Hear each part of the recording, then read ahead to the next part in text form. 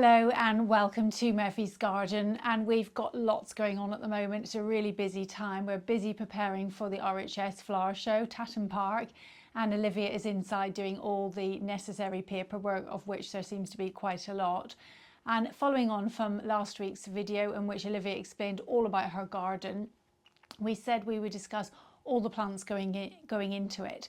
Now there are lots of plants, and with it being a show garden, they obviously have to be planted quite densely and far closer than you would normally plant in a real garden. The garden includes a tree and shrubs, grasses, perennials, annuals and edibles.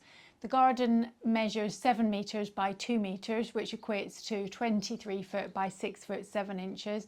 And so it showcases just what can be achieved in a small space. And when creating a garden in a small space, every inch of the space is valuable. And so using plants which have multifunctional uses is a really good way to get as much as possible from every inch.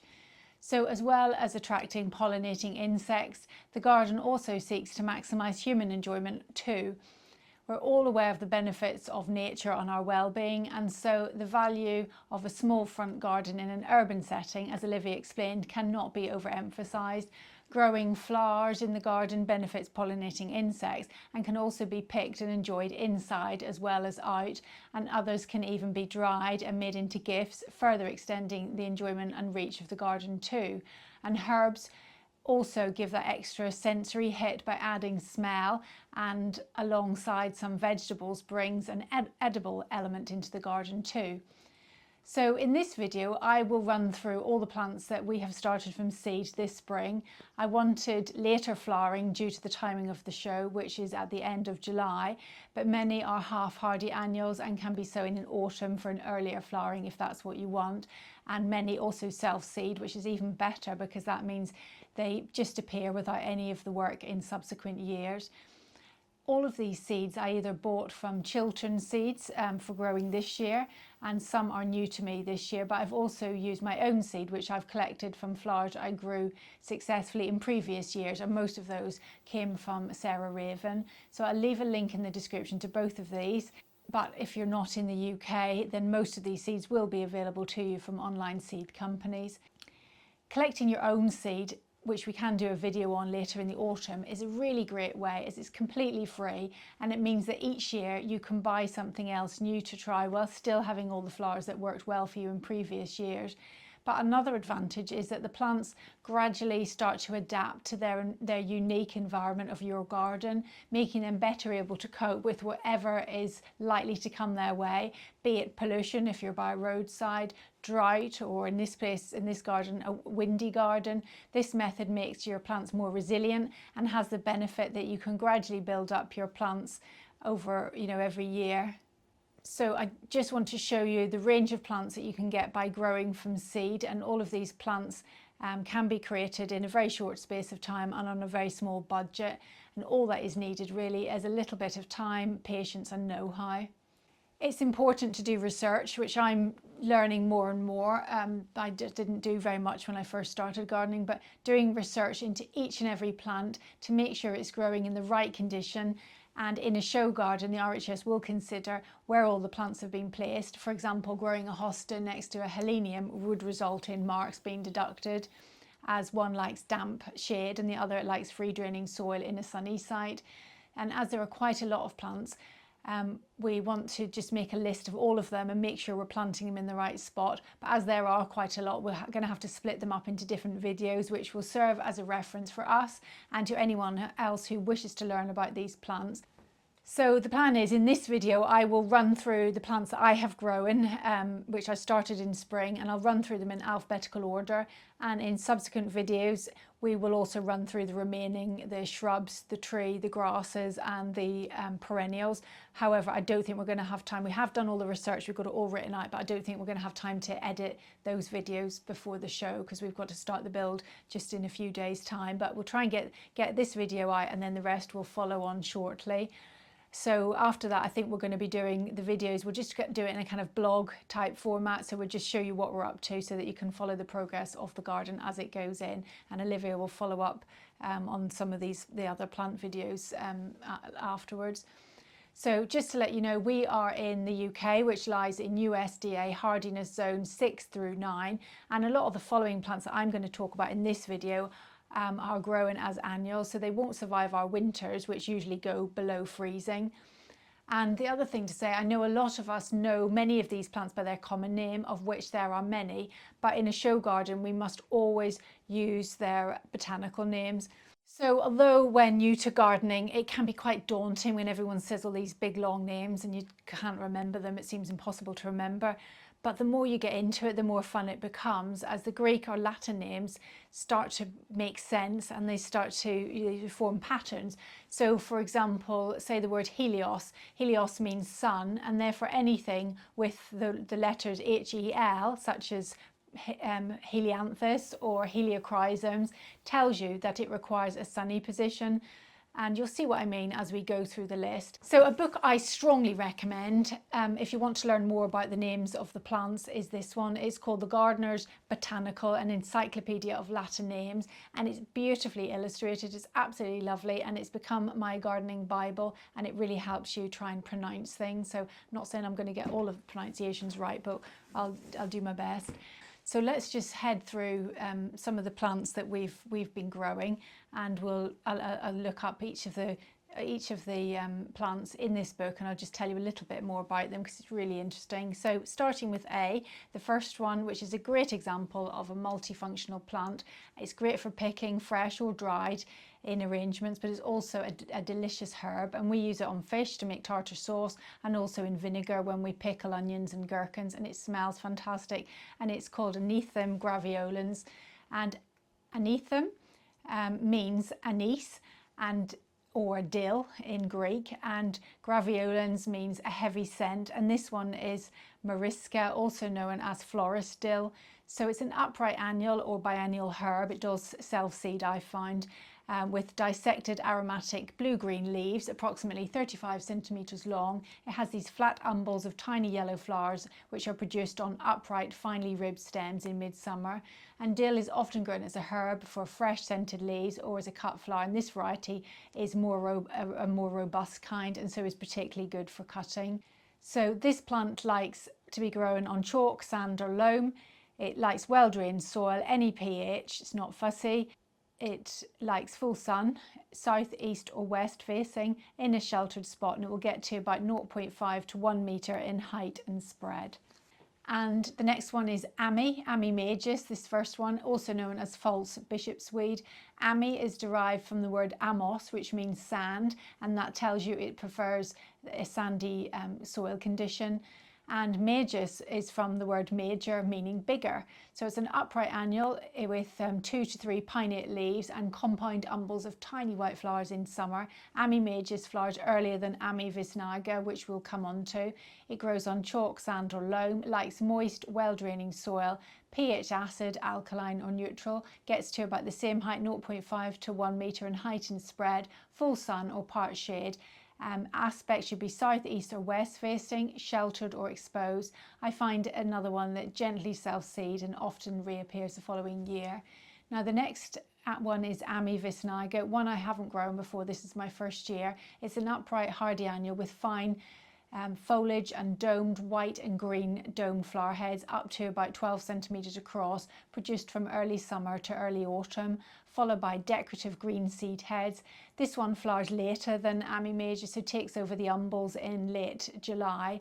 Both Ammis are loved by insects, and they both make great fillers, both in the borders and as picked flowers in arrangements, lasting for around 10 days in a vase.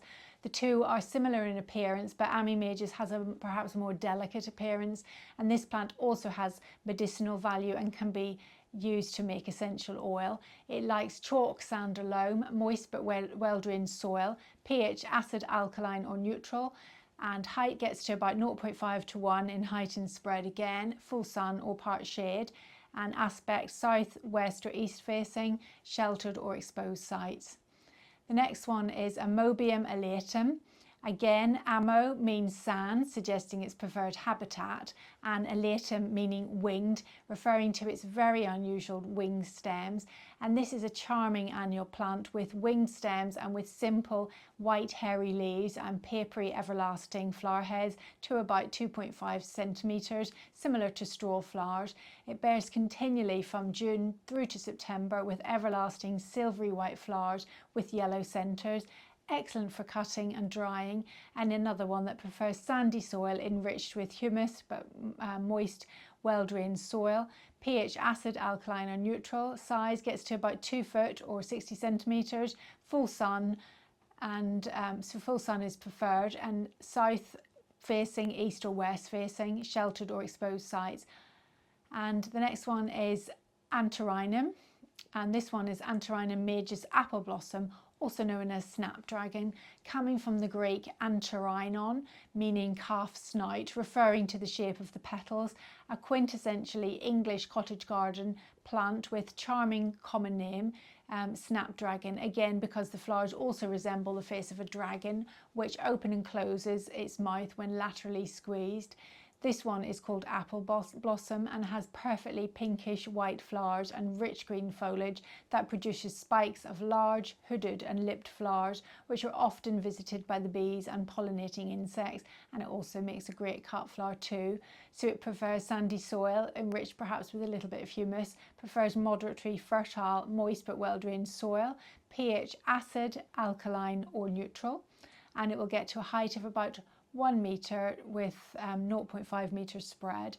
Prefers full sun. Aspect should be south facing, east or west, in a sheltered or exposed site. And this is a half-hardy, short-lived perennial, and it can be sown in autumn and overwintered in a cold frame or an unheated greenhouse, which will result in bigger plants which will flower earlier. Moving on to the letter C, I don't think we've got anything for B, but this is Craspedia globosa. And Craspedon in Greek means hem, as this plant has a woolly fringe to its leaves, and globulus means round, referring to the shape of the flowers. It's an evergreen perennial, often growing as an annual, forming a tuft or narrowly linear silvery green hairy leaves. In summer it produces these stiff stems to about 60 centimetres tall, topped with spherical bright yellow flower heads to about 3 centimetres across. The flowers are good for cutting and for drying, and this plant was definitely one of this year's top favourites at the Chelsea Flower Show and was featured in many of the gardens this year. Have a look at that video if you're interested. It grows on sand or loam, likes well-draining soil, pH acid, alkaline or neutral, gets to a height of about 0.5 to 1 metre in height and spread. It likes full sun, south facing or west facing, and in a sheltered spot. And the next one on our list is Erigeron karvinskianus, or also known as Mexican fleabane. This is an AGM awarded plant. I don't know what the karvinskianus meaning is. I can't really find much about that, but the Erigeron has an extensive meaning. Means spring in Greek, and erion means wool, and geron means old man. So the plant flowers in spring, and then after flowering the blooms fade and a pappus appears a bit like the hair of an old man, hence why it's called that. A semi-evergreen perennial forming wide mats with wiry branching stems bearing narrow hairy grey-green leaves. Yellow centred daisy type flower heads get to about 15 millimetres in width. They open white but soon turn pinkish purple during the summer. It grows on chalk, sand, clay or loam. It likes moist, well-draining soil, pH acid, alkaline or neutral. Size-wise, it doesn't get very tall. It's got more of a creeping habit. It's really great in all the little nooks and crannies, spilling out over pots and things. It's south, east or west facing, sheltered or exposed. I find that it makes it through our winters fine. I tend to leave the foliage on it for extra protection over the winter and then cut it back in the spring once the threat of frost has passed. And the next one is Gypsophilia elegans Covent Garden, also commonly known as baby's breath. And this has got an interesting name. It comes from the Greek gypsos, which means gypsum or chalk, and philos, meaning loving, as some of the species prefer to grow on lime-rich soils. It's a hardy annual with slim green to grey leaves. It's got very slim stems and produces masses of white flowers from mid to late summer. It grows on chalk, sand or loam. It likes moist, well-draining soil, pH alkaline or neutral. Height gets to about 0.1 meters to 0.5 meters, not very tall. Aspect, any aspect, north, south, east or west facing, in sheltered or exposed sites. And the next one is Helichysum, bracteatum. Helios means sun. As we've already talked about, we know then that it likes a nice sunny spot, but its accurate name, Xerochrysum, bracteatum. Xeros comes from the Greek, which means dry, again alluding perhaps to the growing conditions, but also to the papery feel that this plant has. They come in different shades, and we are growing salmon rose, silvery rose and white. We're also growing Acroclinium, which is a double giant flowered mix, which requires the same conditions and actually looks very similar but is larger. The next one we're growing two is Limonium sinuatum apricot beauty, also commonly called purple cup status or sea lavender, and we're also growing Limonium sinuatum iceberg, which is a white version. Limonium comes from the Greek limon, meaning meadow, and sinuatum comes from the word sinuatus, which translates to wavy margins, referring to the frilly petals on the flowers. It grows on any soil type, clay, chalk, sand or loam, likes well-draining soil, pH acid, alkaline or neutral. Size gets to about 0.5 to 0.8 meters, likes full sun, aspect south or west facing and in a sheltered spot. And the next one is Limonium sorworowii, also known as Russian status, rat's tail status, pink pokers or lamb's tail. And this type of Limonium isn't in my botanical book, so not only I don't really know how to pronounce it, I don't really know what it means. So if anyone else does, let me know. But perhaps its unpronounceable name is why it's got so many common names. This is an annual, producing basal rosette of light green leaves up to about 5 centimeters long, with tiny rose pink flowers borne in narrow cylindrical branch spikes from summer through to autumn. Good for cut flowers, fresh or dried. And it grows on any soil type, clay, chalk, sand or loam. It likes moist, well-draining soil, pH acid, alkaline or neutral. Height gets to about 0.1 to 0.5 meters, likes full sun, south facing or west facing in a sheltered spot. And next is Nicotiana sylvestris, named after Jean Nicot, who was a French diplomat who introduced tobacco to France, and sylvestris means woodland, as this variety can cope with some shade. A branching biennial of short-lived perennial, grown as a half-hardy annual in the UK, with basal rosette of elliptic dark green leaves about 30 centimeters in length and a compact panicle of sweetly fragrant white flowers 2 to 9 centimeters in length. This is a great one for attracting moths. They love it. Grows on any soil type, chalk, sand or loam. Likes moist, well-draining soil. pH acid, alkaline or neutral. Height gets to 1 to 1.5 meters with a spread of 0.1 to 0.5. Full sun or part shade, and aspect south, east or west facing in a relatively sheltered spot. And the next one is a little climber. This is Rhodochiton astrosanguineum or purple bell vine. It's an AGM awarded plant. Rhodon from the Greek word meaning rose, and chitron meaning tunus, referring to the red calyx. Astro means star, and sanguineum means red blood, referring to the colour of this flower. This is a herbaceous climber to about 3 meters in height, bearing heart-shaped leaves with twining leaf stalks and pendulous tubular deep maroon flowers about 4 centimeters in length, with a bowl-shaped rose calyx. Grows on chalk, sand or loam. Likes moist, well-draining soil. pH acid, alkaline or neutral, and it will get to, as I said, about 3 meters with a spread of about 0.1 to 0.5. Likes full sun. Aspect should be south, east or west facing in a sheltered spot. And this plant usually looks at its best in the UK in late summer, and this summer is later than even it is usually, and it hasn't put on as much growth as we would have liked. And although I've tried, it doesn't seem to make it through the winter, but it's a striking and unusual looking plant. And next is Scabiosa stellata, also known as drumstick scabious or also starflower scabious. And scabious refers to, as you would think, scabros, which relates to scabies. I don't know whether it was used to treat scabies or what the reason for that is. It's an erect branch forming annual up to about 45 centimetres in height, with lance-shaped or pinnately lobed leaves and solitary pale blue spherical flower heads to about 3 centimetres across, and which are followed by these beautiful papery silvery cream seed heads, which is really why we grow it, and it's lovely for drying too. Now, I'm not sure whether this is going to be ready in time. It's not looking as if it is, but I will have just included it in the list. It looks a lovely plant and very interesting as well. And next is Thymus serphylum, from the Greek meaning thyme, and this is also known as creeping or wild thyme. And I've simply put this in because I've grown it from seed. And this is a dwarf aromatic evergreen forming a low mat to about 5 centimetres in height. It has these tiny pointed dark green leaves and tight clusters of purple flowers in summer. It grows on any soil type, moist but well-drained soil in full sun, in south or a west facing site, and we're going to use it to soften things like the pathway, just to soften the edges. It may or may not be flowering, but we'll use it anyway.